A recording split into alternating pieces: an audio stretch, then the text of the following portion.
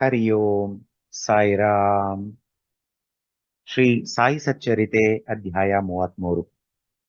33ನೇ ಅಧ್ಯಾಯದಲ್ಲಿ ಬರುವ ವಿಚಾರಗಳು: ಉದಿಯ ಮಹಿಮೆ, ಗ್ರಂಥಿ ಜ್ವರ, ಜಾಮನೇರ್ ಪವಾಡ, ಭಕ್ತ ನಾರಾಯಣ್ ರಾವ್, ಅಪ್ಪ ಸಾಹೇಬ್ ಕುಲಕರ್ಣಿ, ಬಾಳಾಬುವ ಸುತಾರ ಮತ್ತು ಹರಿಬಾವು ಕರ್ಣಿಕ. ಮಹಾಯೋಗಿಗಳ ದಯಾಪೂರಿತ ದೃಷ್ಟಿಯು ನಮ್ಮ ಪಾಪಗಳನ್ನು ಹೋಗಲಾಡಿಸಿ ನಮ್ಮನ್ನು ಪುನೀತರನ್ನಾಗಿ ಮಾಡುತ್ತದೆ. ಅವರೊಡನೆ ಆಡುವ ಸಾಮಾನ್ಯ ಸಂಭಾಷಣೆಯು ನಮಗೆ ಸದುಪದೇಶವಾಗಿ ಶಾಶ್ವತವಾದ ಆನಂದವೂ ದೊರಕುವಂತಾಗುತ್ತದೆ. ಅವರಲ್ಲಿ ನಮ್ಮದು ನಿಮ್ಮದು ಎಂಬ ತಾರತಮ್ಯ ಇರುವುದಿಲ್ಲ. ಅವರ ಋಣವನ್ನು ನಾವು ಜನ್ಮಾಂತರಗಳಿಂದಲೂ ತೀರಿಸಲು ಆಗುವುದಿಲ್ಲ. ಉದಿಯ ಮಹಿಮೆ. ಬಾಬಾ ಅವರು ಸರ್ವರಿಂದಲೂ ದಕ್ಷಿಣೆಯನ್ನು ಪಡೆದು ಅದನ್ನು ದಾನ ಧರ್ಮಗಳಿಗೆ ಉಪಯೋಗಿಸಿ ಉಳಿದ ಹಣದಲ್ಲಿ ಕಟ್ಟಿಗೆ ತೆಗೆದುಕೊಳ್ಳುತ್ತಿದ್ದರೆಂಬುದನ್ನು ಆಗಲೇ ತಿಳಿಸಿದ್ದೇವೆ. ಕಾಷ್ಟವನ್ನು ಅಗ್ನಿಕುಂಡ ಅಂದರೆ ಧ್ವನಿಯಲ್ಲಿ ಹಾಕಿ ಅದನ್ನು ಅನವರತವೂ ಬಾಬಾ ಉರಿಸುತ್ತಿದ್ದರು. ಈ ಧ್ವನಿಯ ಬೂದಿಯೇ ಉಧಿ. ಭಕ್ತರು ಶಿರಡಿ ಬಿಟ್ಟು ಹೊರಡುವಾಗ ಬಾಬಾ ಅದನ್ನು ಅವರಿಗೆ ಕೊಡುತ್ತಿದ್ದರು. ಬಾಬಾ ಅವರು ಈ ಉದಿಯಿಂದ ಏನನ್ನು ಸೂಚಿಸಿರುತ್ತಾರೆ ಎಂಬುದನ್ನು ಈಗ ಪರ್ಯಾಲೋಚಿಸೋಣ. ಇದರಿಂದ ಈ ಪ್ರಪಂಚದಲ್ಲಿ ಎಲ್ಲವೂ ಬೂದಿಯಂತೆ ನಶ್ವರವಾದುದು ಎಂದು ಬಾಬಾ ತಿಳಿಸಿರುತ್ತಾರೆ. ಎಂದಾದರೊಮ್ಮೆ ಪಂಚೇಂದ್ರಿಯಗಳನ್ನೊಳಗೊಂಡ ಈ ದೇಹವು ಭೋಗಾಪೇಕ್ಷೆಗಳ ನಂತರ ನೆಲಕ್ಕುರುಳಿ ಬೂದಿಯಾಗುವುದು ಖಂಡಿತ. ಇದನ್ನು ಜ್ಞಾಪಿಸುವುದಕ್ಕಾಗಿ ಬಾಬಾ ಅವರು ಉದಿ ಹಂಚುತ್ತಿದ್ದರು. ಬ್ರಹ್ಮನೊಬ್ಬನೇ ನಿತ್ಯನು. ಈ ಪ್ರಪಂಚವು ಅನಿತ್ಯವಾದುದು. ಈ ಪ್ರಪಂಚದಲ್ಲಿ ಪುತ್ರನಾಗಲಿ ಮಾತಾ ಪಿತರಾಗಲಿ ಪತ್ನಿಯಾಗಲಿ ಯಾರೂ ನಮ್ಮವರಲ್ಲ. ಈ ಪ್ರಪಂಚಕ್ಕೆ ಬರುವಾಗ ನಾವು ಒಬ್ಬರೇ ಬಂದೆವು, ಹೋಗುವಾಗಲೂ ನಾವು ಒಬ್ಬರೇ ಹೋಗುತ್ತೇವೆ ಎಂದೂ ಬಾಬಾ ತಿಳಿಸಿರುತ್ತಾರೆ. ಉದಿಯಿಂದ ಬಾಬಾ ಅವರು ಅನೇಕ ಭೌತಿಕ ಮತ್ತು ಮಾನಸಿಕ ರೋಗಗಳನ್ನು ಗುಣ ಮಾಡುತ್ತಿದ್ದರು ಮತ್ತು ಈಗಲೂ ಗುಣವಾಗುತ್ತಿದೆ. ಸತ್ಯ ಮತ್ತು ಮಿಥ್ಯದ ವಿವೇಚನೆಯ ತತ್ವವನ್ನು, ವಿರಕ್ತಿಯನ್ನು ಈ ಉದಿ ಮತ್ತು ದಕ್ಷಿಣೆಯ ರೂಪದಿಂದ ಭಕ್ತರಿಗೆ ತಿಳಿಸಲು ಬಾಬಾ ಪ್ರಯತ್ನಪಟ್ಟರು. ಉದಿಯು ವಿವೇಚನೆಯನ್ನು, ದಕ್ಷಿಣೆಯು ವಿರಕ್ತಿಯನ್ನು ಉಪದೇಶಿಸುತ್ತದೆ. ಈ ಪ್ರಪಂಚವೆಂಬ ಮಾಯೆಯ ಸಾಗರವನ್ನು ದಾಟಬೇಕಾದರೆ ಇವೆರಡೂ ಅವಶ್ಯಕ. ಸಾಯಿಬಾಬಾ ತಮ್ಮ ಭಕ್ತರಿಂದ ದಕ್ಷಿಣೆ ಕೇಳಿ ತೆಗೆದುಕೊಂಡು ಅವರು ಹೊರಡುವಾಗ ಉದಿ ಕೊಟ್ಟು ಕಳುಹಿಸುತ್ತಿದ್ದರು. ಸ್ವಲ್ಪ ಉದಿಯನ್ನು ಭಕ್ತರ ಹಣೆಗೆ ಹಚ್ಚಿ ತಲೆ ಸವರಿ ಆಶೀರ್ವದಿಸುತ್ತಿದ್ದರು. ಬಾಬಾ ಅವರು ಕೆಲವು ಸಲ ಆನಂದಭರಿತರಾಗಿ ಉದಿಯನ್ನು ಕುರಿತು ಹಾಡುತ್ತಿದ್ದರು. ರಮತೆ ರಾಮ ಆಯೋಜಿ ಆಯೋಜಿ ಉದಿಯಾಂಕಿ ಗೋನಿಯಾ ಲಾವೋಜಿ ಎಂದು ಸ್ಪಷ್ಟವಾಗಿಯೂ ಮಧುರವಾಗಿಯೂ ಬಾಬಾ ಹಾಡುತ್ತಿದ್ದರು. ಇದು ಉದಿಯ ಆಧ್ಯಾತ್ಮಿಕ ಸ್ವರೂಪ. ಇದಕ್ಕೆ ವ್ಯಾವಹಾರಿಕ ಅರ್ಥವೂ ಸಹ ಉಂಟು. ಇದರಿಂದ ಸಂಪತ್ತು, ಅಭಿವೃದ್ಧಿ ಮುಂತಾದ ಅನೇಕ ಪ್ರಾಪಂಚಿಕ ಮತ್ತು ಪಾರಮಾರ್ಥಿಕ ಗುರಿಗಳೆರಡನ್ನೂ ಹೊಂದಬಹುದಾಗಿದೆ. ಈಗ ಉದಿಯ ಮಹಿಮೆಯನ್ನು ಕುರಿತು ಕೆಲವು ಅನುಭವಗಳನ್ನು ನೋಡೋಣ. ನಾಸಿಕದ ಶ್ರೀ ನಾರಾಯಣರಾವ ಜಾನಿ ಅವರು ಬಾಬಾ ಅವರ ಪರಮ ಭಕ್ತರಾಗಿದ್ದರು. ಇವರು ಬಾಬಾ ಅವರ ಮತ್ತೊಬ್ಬ ಭಕ್ತರಾದ ಶ್ರೀ ರಾಮಚಂದ್ರ ವಾಮನ ಮೋಡಕ ಎಂಬವರ ಕೈ ಕೆಳಗೆ ಕೆಲಸ ಮಾಡುತ್ತಿದ್ದರು.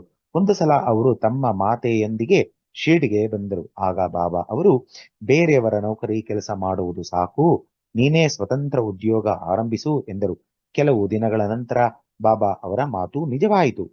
ಮೋಡಕ ಅವರು ನೌಕರಿ ಬಿಟ್ಟು ನಾರಾಯಣ್ ರಾವ್ ಸ್ವತಃ ಆನಂದಾಶ್ರಮ ಎಂಬ ಹೋಟೆಲೊಂದನ್ನು ಆರಂಭಿಸಿದರು. ಅದು ಬಹಳ ಚೆನ್ನಾಗಿ ನಡೆಯಿತು. ಒಂದು ದಿನ ಅವರ ಸ್ನೇಹಿತರೊಬ್ಬರಿಗೆ ಚೇಳು ಕಚ್ಚಿತು. ನೋವು ಬಲವಾಯಿತು.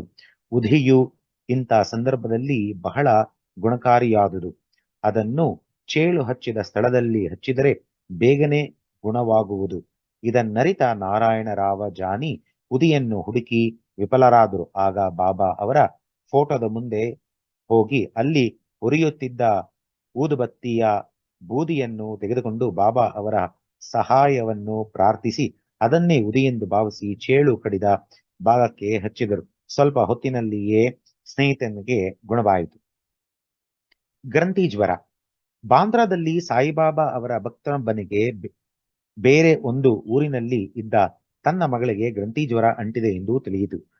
ಅವನ ಹತ್ತಿರ ಆಗ ಉಧಿ ಇರಲಿಲ್ಲ. ಅದಕ್ಕೋಸ್ಕರ ನಾನಾ ಸಾಹೇಬರಿಗೆ ಹೇಳಿ ಕಳುಹಿಸಿದನು.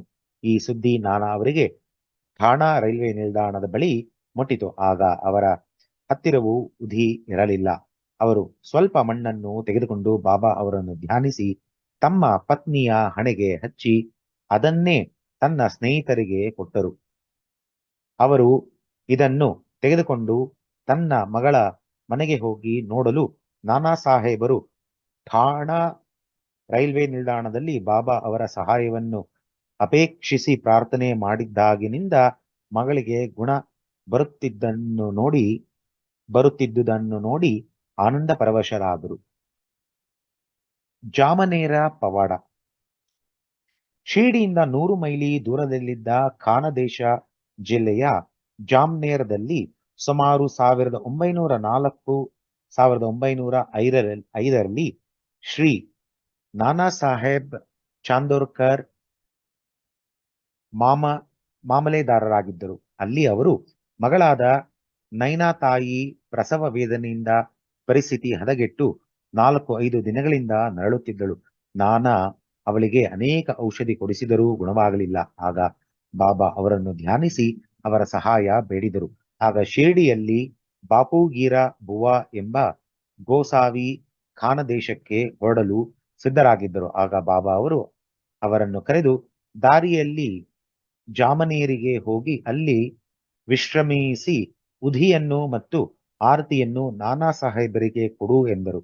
ಬಾಪೂಗೀರ್ ಬುವಾ ತಮ್ಮ ಹತ್ತಿರ ಕೇವಲ 2 ರೂಪಾಯಿಗಳಿದ್ದು ಜಳಂಗಾಂವ್ ತನಕ ಮಾತ್ರ ಪ್ರಯಾಣ ಬೆಳೆಸಬಹುದೆಂದು ಅಲ್ಲಿಂದ 30 ಮೈಲಿಗಳಿರುವ ಜಾಮ್ನೇರ್ಗೆ ಹೋಗಲು ಸಾಧ್ಯವಿಲ್ಲವೆಂದು ತಿಳಿಸಿದರು. ಅದಕ್ಕೆ ಬಾಬಾ ಹೆದರಬೇಡ, ಎಲ್ಲವೂ ಸರಿ ಹೋಗುತ್ತದೆ ಎಂದರು. ಆಗ ಬಾಬಾ ಅವರು ಶ್ಯಾಮ ಅವರನ್ನು ಕರೆದು ಬೇಗ ಆರತಿ ಬರೆಯುವಂತೆ ಹೇಳಿ ಮಾಧವ ಅಡ್ಕರ ಬರೆದಿರುವ ಪ್ರಸಿದ್ಧ ಆರತಿ ಅದರ ಪ್ರತಿಯನ್ನು ಉದಿಯೊಡನೆ ಅವರ ಕೈಗಿತ್ತು ನಾನಾ ಸಾಹೇಬರಿಗೆ ಕೊಡಲು ಹೇಳಿದರು. ಬಾಬಾ ಅವರ ಮಾತಿನಲ್ಲಿ ಪೂರ್ಣ ನಂಬಿಕೆ ಇಟ್ಟು ಬಾಪೂಗಿರ ಅವರು ಜಳಂಗಾಂವ್ಗೆ ರಾತ್ರಿ 2 ಗಂಟೆಗೆ ಬಂದರು. ಆಗ ಅವರ ಹತ್ತಿರ 2 ಆನೆಗಳು ಮಾತ್ರ ಇದ್ದವು. ಅಷ್ಟು ಹೊತ್ತಿಗೆ ಸರಿಯಾಗಿ ಬಾಪೂಗಿರ ಬುವಾ ಎಂಬುವವರು ಆರು ಎಂದು ಕೇಳುತ್ತಾ ಒಬ್ಬ ಸಿಪಾಯಿ ಬಂದನು. ಆಗ ಬಾಪೂಗಿರ ಅವರು ಅವನ ಕಡೆಗೆ ಹೋಗಿ ತಾವೇ ಬಾಪೂಗಿರರೆಂದು ಹೇಳಿಕೊಂಡರು. ಆಗ ಅವನು ತಾನು ನಾನಾ ಸಾಹೇಬರಿಂದ ಕಳುಹಿಸಲ್ಪಟ್ಟಿರುವೆನೆಂದು ಹೇಳಿ ಗೋಸಾವಿಯನ್ನು ಕರೆದುಕೊಂಡು ಹೋಗಿ ಸುಂದರವಾದ ಕುದುರೆಗಳನ್ನು ಕಟ್ಟಿದ ಟಾಂಗಾದಲ್ಲಿ ಕೂರಿಸಿಕೊಂಡು ಹೊರಟನು. ಟಾಂಗಾ ಜೋರಾಗಿ ಸಾಗಿತು. ಬೆಳಗು ಮುಂಜಾನೆ ಅವರು ಒಂದು ಹಳ್ಳದ ಹತ್ತಿರ ಬಂದರು. ಸಿಪಾಯಿ ಕುದುರೆಗಳಿಗೆ ನೀರು ಕುಡಿಸಲು ಅವುಗಳನ್ನು ಬಿಚ್ಚಿ ಹಳ್ಳಕ್ಕೆ ಒಯ್ದನು. ನಂತರ ತಾನು ತಂದಿದ್ದ ಬುತ್ತಿಯನ್ನು ಬಿಚ್ಚಿ ಬಾಪೂಗಿರ ಅವರಿಗೆ ಕೊಟ್ಟು ಊಟ ಮಾಡಲು ಹೇಳಿದನು. ಅವನ ಗಡ್ಡ ಮೀಸೆ ಉಡುಪುಗಳನ್ನು ನೋಡಿ ಅವನು ಮಹಮ್ಮದೀಯನೆಂದು ಗೋಸಾವಿ ಭಾವಿಸಿ ಅನುಮಾನಿಸಲು ಅವನು ತಾನು ಹಿಂದೂ ಎಂದು ನಾನಾ ಅವರೇ ಆಹಾರವನ್ನು ಕಳುಹಿಸಿದ್ದರೆಂದು ಹೇಳಿದನು. ನಂತರ ಇಬ್ಬರು ಉಪಹಾರ ಮಾಡಿ ಪುನಃ ಹೊರಟರು. ಸೂರ್ಯೋದಯಕ್ಕೆ ಜಾಮ್ನೇರ್ ಮುಟ್ಟಿದರು. ಆಗ ಬಾಪೂಗಿರ ಮಾತ್ರ ವಿಸರ್ಜನೆಗೆ ಹೋದರು. ಅವರು ಪುನಃ ಬರುವಷ್ಟರಲ್ಲಿ ಟಾಂಗಾ ಅಥವಾ ಸಿಪಾಯಿ ಯಾರೂ ಕಾಣಲಿಲ್ಲ. ನಂತರ ನಾನಾರವರ ಮನೆಯನ್ನು ಹುಡುಕಿಕೊಂಡು ಹೋಗಿ ತಾವು ಶಿರ್ಡಿಯ ಬಾಪುಗಿರರೆಂದು ಬಾಬಾ ಅವರು ಉದಿ ಮತ್ತು ಆರತಿಯನ್ನು ಕೊಟ್ಟು ಕಳುಹಿಸಿರುತ್ತಾರೆಂದು ಹೇಳಿ ಅವನ್ನು ಅವರ ಕೈಗಿತ್ತರು. ಆಗ ಶ್ರೀಮತಿ ಮೈನಾ ತಾಯಿಗೆ ನೋವು ಬಲವಾಯಿತು. ಕೂಡಲೇ ಉದಿಯನ್ನು ನೀರಿನಲ್ಲಿ ಹಾಕಿ ಅವಳಿಗೆ ಕುಡಿಯಲು ಕೊಟ್ಟು ಆರತಿ ಹಾಡಿದರು. ಬಾಬಾ ಅವರ ಸಹಾಯ ಬಹಳ ಸಮಯೋಚಿತವಾಗಿದೆ ಎಂದು ಕಂಡರು. ಸ್ವಲ್ಪ ಹೊತ್ತಿನಲ್ಲಿಯೇ ಮೈನಾ ತಾಯಿಗೆ ನಿರ್ವಿಘ್ನ ಪ್ರಸೂತಿಯಾಯಿತು. ನಂತರ ಗೋಸಾವಿ ನಾನಾ ಸಾಹೇಬರನ್ನು ಕುರಿತು, ನೀವು ಸಿಪಾಯಿ ಮತ್ತು ಟಾಂಗಾ ಕಳುಹಿಸುವುದಕ್ಕೆ ನನ್ನ ಅಭಿನಂದನೆಗಳು ಎಂದರು. ಆಗ ನಾನಾ ಅಚ್ಚರಿಗೊಂಡು, ಶಿರ್ಡಿಯಿಂದ ಯಾರು ಬರುವುದು ನನಗೆ ತಿಳಿದಿರಲಿಲ್ಲ, ನಾನು ಯಾರನ್ನು ಕಳುಹಿಸಿರಲಿಲ್ಲ ಎಂದರು. ಇದು ಎಂತಹ ಪವಾಡ! ಭಕ್ತ ನಾರಾಯಣ್ ರಾವ್. ಭಕ್ತ ನಾರಾಯಣ್ ರಾವ್ ಅವರಿಗೆ ತಮ್ಮ ಜೀವಿತ ಕಾಲದಲ್ಲಿ 2 ಸಾರಿ ಬಾಬಾ ಅವರ ದರ್ಶನ ಪಡೆಯುವ ಸುಯೋಗ ಲಭಿಸಿತು.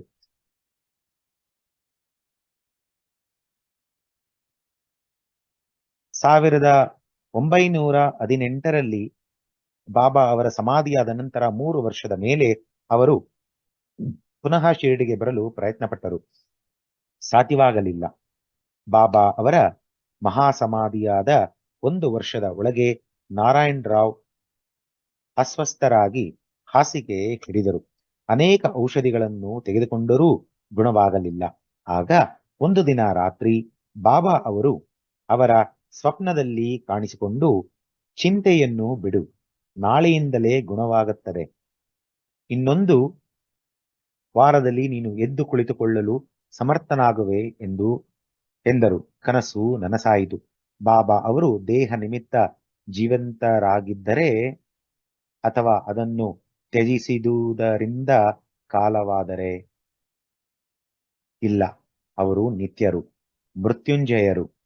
ಯಾರಾದರೂ ಅವರನ್ನು ಒಂದು ಸಲ ಮನಸಾರೆ ಪ್ರೀತಿಸಿದರೆ ಅವರ ಬಳಿಗೆ ಧಾವಿಸಿ ಬಾಬಾ ಸಹಾಯವೆಸಗುತ್ತಾರೆ.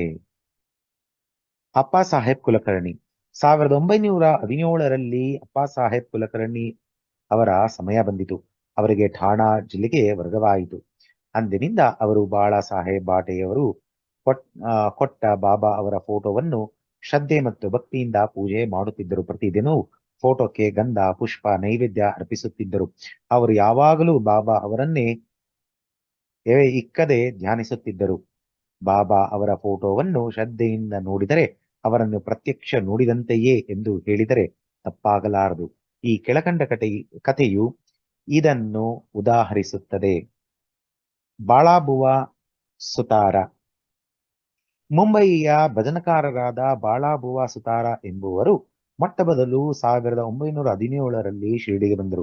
ಅವರು ಬಾಬಾ ಅವರಿಗೆ ನಮಸ್ಕರಿಸಿದಾಗ ಬಾಬಾ, ಇವನನ್ನು ನಾನು 4 ವರ್ಷಗಳಿಂದಲೂ ಬಲ್ಲೆ ಎಂದರು. ಶಿರ್ಡಿಗೆ ಅದೇ ಅವರ ಮೊದಲ ಭೇಟಿಯಾದುದರಿಂದ ಬಾಳಾಬುವಾ ಅವರಿಗೆ ಆಶ್ಚರ್ಯವಾಯಿತು. ಯೋಚಿಸತೊಡಗಿದರು. ಆ ನಂತರ 4 ವರ್ಷಗಳ ಹಿಂದೆ ಸಾಯಿಬಾಬಾ ಅವರ ಫೋಟೋಕ್ಕೆ ನಮಸ್ಕರಿಸಿದ್ದು ಜ್ಞಾಪಕಕ್ಕೆ ಬಂದಿತು. ಆಗ ಅವರಿಗೆ ಬಾಬಾ ಅವರ ಮಾತುಗಳ ಅರ್ಥವಾಯಿತು. ಆಗ ಅವರು, ಸಂತರು ಎಂಥ ಜ್ಞಾನಿಗಳು, ಸರ್ವಾಂತರ್ಯಾಮಿಗಳು, ಅವರಿಗೆ ತಮ್ಮ ಭಕ್ತರ ಮೇಲೆ ಎಷ್ಟು ಪ್ರೀತಿ. ನಾನು ಬಾಬಾ ಅವರ ಫೋಟೋಕ್ಕೆ ನಮಸ್ಕರಿಸಿದ್ದೆ. ಶ್ರದ್ಧಾ ಭಕ್ತಿಗಳಿಂದ ಫೋಟೋ ನೋಡಿದರೆ ಅವರನ್ನು ಸ್ವತಃ ನೋಡಿದಂತೆ ಎಂದು ಮನಸ್ಸಿನಲ್ಲಿ ಅಂದುಕೊಂಡರು. ಈಗ ಮತ್ತೆ ಅಪ್ಪಾ ಸಾಹೇಬ್ ಕುಲಕರ್ಣಿ ಅವರ ಕತೆ. ಅವರು ಠಾಣಾದಲ್ಲಿ ಇದ್ದಾಗ ಭಿವಂಡಿಗೆ ಆಗಾಗ್ಗೆ ಹೋಗಬೇಕಾಗಿತ್ತು. ಹೋದರೆ 1 ವಾರದ ತನಕ ಹಿಂತಿರುಗುತ್ತಿರಲಿಲ್ಲ. ಈ ರೀತಿ ಠಾಣಾದಿಂದ ಅವರು ಊರಿಗೆ ಹೋದಾಗ ಒಂದು ಆಶ್ಚರ್ಯಕರವಾದ ಘಟನೆ ನಡೆಯಿತು. ಮಧ್ಯಾಹ್ನದ ಸಮಯ ಫಕೀರನೊಬ್ಬನು ಅಪ್ಪಾ ಸಾಹೇಬರ ಮನೆಗೆ ಬಂದನು. ಅವನ ರೂಪ ರೇಖೆಗಳು ಬಾಬಾ ಅವರ ಫೋಟೋಕ್ಕೆ ಹೋಲುತ್ತಿದ್ದವು. ಆಗ ಕುಲಕರ್ಣಿಯವರ ಮಕ್ಕಳು, ನೀವು ಶಿರ್ಡಿಯ ಸಾಯಿಬಾಬಾ ಏನು ಎಂದು ಕೇಳಿದರು. ಅದಕ್ಕೆ ಫಕೀರನು, ಅಲ್ಲ, ನಾನು ಅವರ ಶಿಷ್ಯ. ಬಾಬಾ ಅವರು ನಿಮ್ಮ ಯೋಗಕ್ಷೇಮವನ್ನು ವಿಚಾರಿಸಿಕೊಂಡು ಬಾ ಎಂದು ಹೇಳಿ ಕಳುಹಿಸಿದ್ದಾರೆ ಎಂದನು. ನಂತರ ದಕ್ಷಿಣೆ ಕೇಳಿದನು. ಶ್ರೀಮತಿ ಕುಲಕರ್ಣಿ ಅವರು ಅವನಿಗೆ 1 ರೂಪಾಯಿ ಕೊಟ್ಟರು. ಆಗ ಅವನು ಅವರಿಗೆ ಒಂದು ಉಧಿ ಪೊಟ್ಟಣವನ್ನು ಕೊಟ್ಟು, ಪ್ರತಿದಿನವೂ ಬಾಬಾ ಅವರ ಫೋಟೋದ ಮುಂದಿಟ್ಟು ಇದನ್ನು ಪೂಜೆ ಮಾಡಿ ಎಂದು ಹೇಳಿ ಹೊರಟು ಹೋದನು. ಅಪ್ಪಾ ಸಾಹೇಬರ ಕುದುರೆಗೆ ಬಹಳ ಕಾಯಿಲೆಯಾಗಿದ್ದುದರಿಂದ ಅವರು ಭಿವಂಡಿಯಿಂದ ಕೆಲಸಕ್ಕಾಗಿ ಮುಂದೆ ಪ್ರಯಾಣ ಮಾಡಲಾಗಲಿಲ್ಲ. ಆದ್ದರಿಂದ ಅವರು ಮನೆಗೆ ಹಿಂತಿರುಗಿದರು. ಪತ್ನಿಯಿಂದ ಫಕೀರನ ವಿಷಯವೆಲ್ಲವೂ ತಿಳಿಯಿತು. ಅವರ ಹೆಂಡತಿ ಫಕೀರನಿಗೆ 1 ರೂಪಾಯಿ ದಕ್ಷಿಣೆ ಕೊಟ್ಟಿರುವುದನ್ನು ತಿಳಿಸಿದಳು. ಆಗ ಅಪ್ಪ ನಾನಿದ್ದರೆ 10 ರೂಪಾಯಿಗಳಿಗಿಂತ ಕಡಿಮೆ ದಕ್ಷಿಣೆ ಕೊಡುತ್ತಿರಲಿಲ್ಲ ಎಂದರು. ಕೂಡಲೇ ಆಹಾರವನ್ನು ಕೂಡ ತೆಗೆದುಕೊಳ್ಳದೆ ಫಕೀರನನ್ನು ಹುಡುಕಲು ಹೊರಟರು. ಅವನು ಸಿಗಲಿಲ್ಲ. ಬರಿಯ ಹೊಟ್ಟೆಯಲ್ಲಿ ಪರಮಾತ್ಮನ ಅನ್ವೇಷಣೆ ಮಾಡಬಾರದೆಂದು ಬಾಬಾ ಹೇಳಿದ್ದನ್ನು ಅವರು ಸ್ಮರಿಸಿಕೊಂಡರು. ಕಾರಣ, ಊಟವಾದ ನಂತರ ಕುಲಕರ್ಣಿಯವರು ವಿಹಾರಕ್ಕೋಸ್ಕರ ತಮ್ಮ ಸ್ನೇಹಿತ ಚಿತ್ರಯ್ಯವರೊಡನೆ ಹೊರಟರು. ಆಗ ಫಕೀರನೊಬ್ಬನು ಇವರ ಹತ್ತಿರ ಬಂದನು. ಅವನು ಬಾಬಾ ಅವರನ್ನೇ ಹೋಲುತ್ತಿದ್ದನು. ಅವನು ಇವರ ಹತ್ತಿರ ಬಂದು ದಕ್ಷಿಣೆಗೋಸ್ಕರ ಕೈ ಚಾಚಿದನು. ಕುಲಕರ್ಣಿಯವರು 1 ರೂಪಾಯಿ ಕೊಟ್ಟರು. ಪುನಃ ಕೇಳಿದನು. 2 ರೂಪಾಯಿ ಕೊಟ್ಟರು. ಅವನಿಗಿನ್ನೂ ಬೇಕಾಗಿದ್ದಿತು. ಆದ್ದರಿಂದ ಮತ್ತೆ ಮತ್ತೆ ಕೈ ಚಾಚುತ್ತಲೇ ಇದ್ದನು. ಆಗ ಚಿತ್ರಯ್ಯವರಿಂದ 3 ರೂಪಾಯಿ ಸಾಲ ಪಡೆದು ಕೊಟ್ಟರು. ಹೀಗೆ ಒಟ್ಟು 9 ರೂಪಾಯಿಗಳನ್ನು ಕೊಟ್ಟರು. ಆದರೂ ಅವನಿಗೆ ತೃಪ್ತಿಯಾದಂತೆಯೇ ತೋರಲಿಲ್ಲ. ಆಗ ಕುಲಕರ್ಣಿ ಮನೆಗೆ ಬಂದು 10 ರೂಪಾಯಿ ನೋಟನ್ನು ತೆಗೆದುಕೊಂಡು ಬಂದು ಫಕೀರನಿಗೆ ಕೊಟ್ಟರು. ಫಕೀರನು ಆ 10 ರೂಪಾಯಿಯ ನೋಟನ್ನು ತೆಗೆದುಕೊಂಡು ಮೊದಲು ಅವರು ಕೊಟ್ಟ 9 ರೂಪಾಯಿಗಳನ್ನು ಮರಳಿ ಕೊಟ್ಟು ಹೊರಟು ಹೋದನು.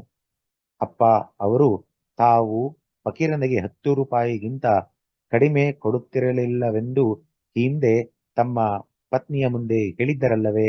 ಆದುದರಿಂದಲೇ ಅವನು ಈ ರೀತಿ ಮಾಡಿದುದು. ಇಲ್ಲಿ 9 ಅಂಕಿಯು ಅರ್ಥಗರ್ಭಿತವಾಗಿದೆ. ಅದು ನವರಸಗಳ ಭಕ್ತಿಗಳ ಪ್ರತೀಕ. ಬಾಬಾ ಅವರು ತಮ್ಮ ಕೊನೆಯಗಾಲದಲ್ಲಿ ಲಕ್ಷ್ಮೀಬಾಯಿ ಶಿಂದೆಯವರಿಗೆ 9 ರೂಪಾಯಿಗಳನ್ನು ಕೊಟ್ಟಿದ್ದುದನ್ನು ಈ ಸಂದರ್ಭದಲ್ಲಿ ಗಮನಿಸಬಹುದು. ಅಪ್ಪ ಸಾಹೇಬರು ಉದಿಯ ಪಟ್ಟಣವನ್ನು ಬಿಚ್ಚಿ ನೋಡಿದರು. ಅದರಲ್ಲಿ ಹೂವು ಮತ್ತು ಅಕ್ಷತೆಗಳಿದ್ದವು. ಕೆಲವು ಕಾಲದ ನಂತರ ಅವರು ಶಿರ್ಡಿಗೆ ಹೋದಾಗ ಬಾಬಾ ಅವರ ಒಂದು ಕೂದಲೆಳೆಯನ್ನು ತೆಗೆದುಕೊಂಡು ಬಂದು ಅವೆಲ್ಲವನ್ನು ಒಂದು ತಾಯಿತದಲ್ಲಿ ಹಾಕಿ ತೋಳಿಗೆ ಕಟ್ಟಿಕೊಂಡರು. ಆಗ ಅವರಿಗೆ ಉದಿಯ ಶಕ್ತಿಯು ಅರಿವಾಯಿತು. ಅವರು ಬಹಳ ಸಮರ್ಥರಿದ್ದರು.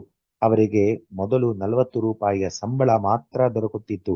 ಬಾಬಾ ಅವರ ಫೋಟೋ ಮತ್ತು ಉದಿ ದೊರಕಿದ ನಂತರ ಅದು 40 ರೂಪಾಯಿಗಳ ಎಷ್ಟೋ ಪಡಿ ಹೆಚ್ಚಾಯಿತು. ಪ್ರಾಪಂಚಿಕ ಸುಖದ ಜೊತೆಯಲ್ಲಿ ಅವರ ಆಧ್ಯಾತ್ಮಿಕ ಬೆಳವಣಿಗೆಯೂ ಆಯಿತು. ಆದ್ದರಿಂದ ಬಾಬಾ ಅವರ ಉದಿಯನ್ನು ದೊರಕಿಸಿ ನಾವು ನಿತ್ಯವೂ ಸ್ನಾನವಾದ ನಂತರ ಅದನ್ನು ಹಣೆಗೆ ಹಚ್ಚಿಕೊಂಡು ಸ್ವಲ್ಪ ಉದಿಯನ್ನು ನೀರಿನಲ್ಲಿ ಬೆರೆಸಿ ಪವಿತ್ರ ತೀರ್ಥವೆಂದು ಸೇವಿಸಬೇಕು. ಹರಿಬಾವು ಕರ್ಣಿಕಾ. ಠಾಣಾ ಜಿಲ್ಲೆಯ ಶ್ರೀ ಹರಿಬಾವು ಕರ್ಣಿಕಾ ಅವರು 1917ರ ಗುರುಪೂರ್ಣಿಮೆಯ ದಿನ ಶಿರ್ಡಿಗೆ ಬಂದು ಬಾಬಾ ಅವರನ್ನು ಪೂಜಿಸುತ್ತಿದ್ದರು. ಅವರು ಬಾಬಾ ಅವರಿಗೆ ಬಟ್ಟೆ ಮತ್ತು ದಕ್ಷಿಣೆಗಳನ್ನು ಅರ್ಪಿಸಿ ಅವರ ಆಶೀರ್ವಾದ ಪಡೆದು ಮಸೀದಿಯಿಂದ ಕೆಳಗೆ ಇಳಿಯುತ್ತಿದ್ದರು.